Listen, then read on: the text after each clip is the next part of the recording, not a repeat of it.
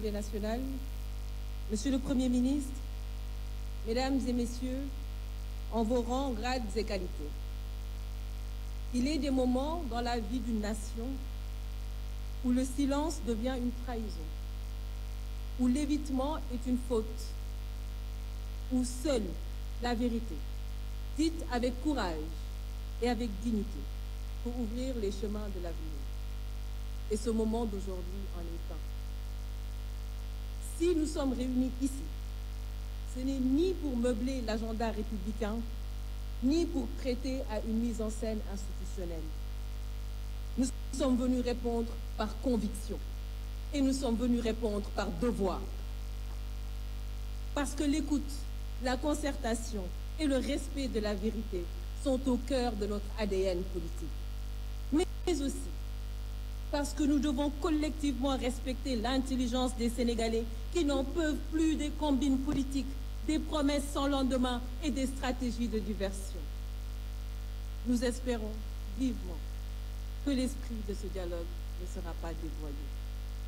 Monsieur le Président de la République, les Sénégalais, dans leur diversité, se sont mis ensemble pour vous élire avec un score sans ambiguïté. La plus belle manière d'honorer ce choix est de rassembler et de réconcilier le peuple autour de l'essentiel. C'est pourquoi nous attendons de ce dialogue un engagement sincère des autorités à tous les niveaux. Il est temps de changer de ton et d'abandonner les discours agressifs. La parole publique doit retrouver sa dignité. Le débat politique doit être assaini, purgé des injures et des insanités qui n'y ont pas leur place. Chaque parti doit assumer la responsabilité de maîtriser ses militants. À défaut, la justice devra jouer son rôle dans toute sa rigueur. Mais nous appelons à une justice véritablement indépendante, équitable et impartiale. Nous soutenons, Monsieur le Président de la République, sans réserve, le principe de la reddition des comptes. Mais ce principe doit rester un exercice de justice, non un instrument de violence, de vengeance ou un levier de communication politique. Il ne doit pas occulter l'essentiel, la précarité croissante, l'essoufflement économique, la jeunesse en quête d'avenir, les femmes en quête de reconnaissance, la diplomatie en recul, l'insécurité alimentaire, les périls qui menacent notre sécurité intérieure et notre défense. Monsieur le Président de la République, nul ne s'attendait à des miracles au bilan de votre première année de mandat, je vous l'accorde. Mais il est désormais temps de passer à l'action et de faire rayonner à nouveau notre pays au concert des nations.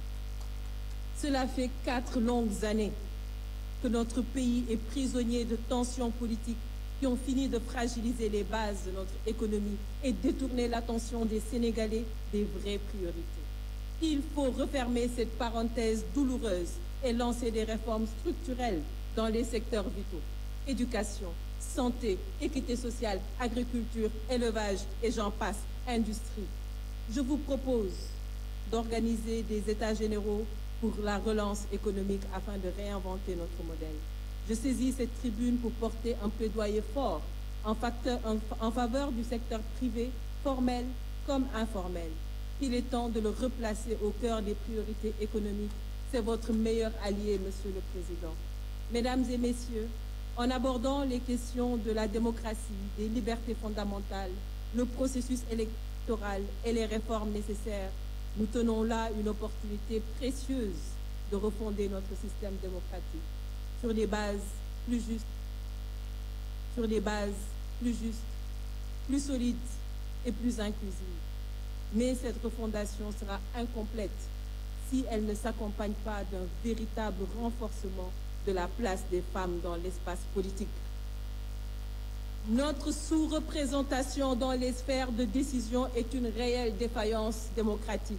Une démocratie sans les femmes est une démocratie amputée, Monsieur le Président de la République. Je salue, amputée, Monsieur le Président de la République. Je salue la présence responsable de la société civile et de l'opposition, Opposition qui, comme vous pouvez le constater, n'a rien de résiduel.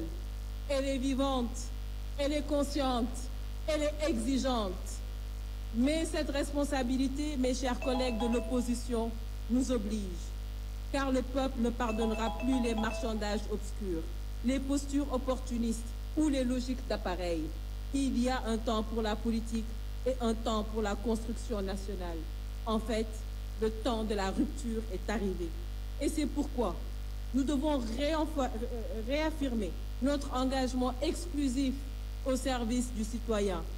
J'appelle à un renouveau politique et générationnel, fondé sur la compétence, l'éthique et le courage d'agir. Cela ne nous empêchera jamais de garder notre liberté de ton, ni d'assumer notre rôle de sentinelle vigilante. Je vous remercie de votre aimable attention. Merci, honorable.